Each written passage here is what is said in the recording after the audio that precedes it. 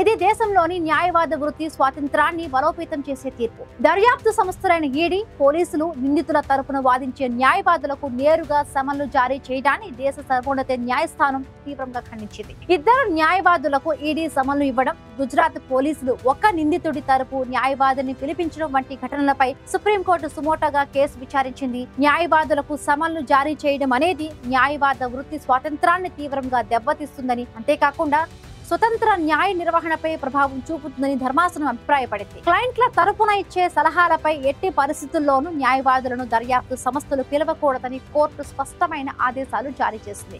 అయితే BSA section 132 కింద అసాధారణ పరిస్థితి ఏర్పడినప్పుడు మాత్రమే దీనికి మినహాయింపు ఉంటుందని పేర్కొంది. న్యాయవాదుల నుంచి స్వాధీనం చేసుకునే ఏవైనా డిజిటల్ డివైస్లను కూడా కోర్టు ముందు మాత్రమే తెరవాలని ఆదేశించింది.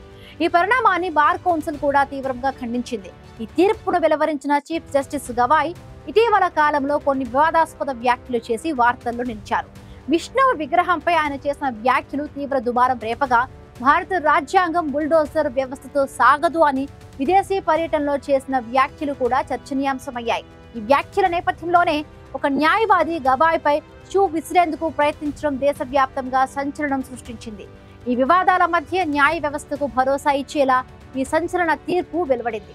అయితే ఢిల్లీలో ఒక న్యాయమూర్తి ఇంట్లో అగ్ని ప్రమాదం జరిగిన సమయంలో భారీగా నోట్ల కట్టలు దొరికిన వ్యవహారంలో ఆ న్యాయమూర్తిపై ఎలాంటి చర్యలు తీసుకోకపోవడం సోషల్ మీడియాలో విమర్శలకు దారితీసింది.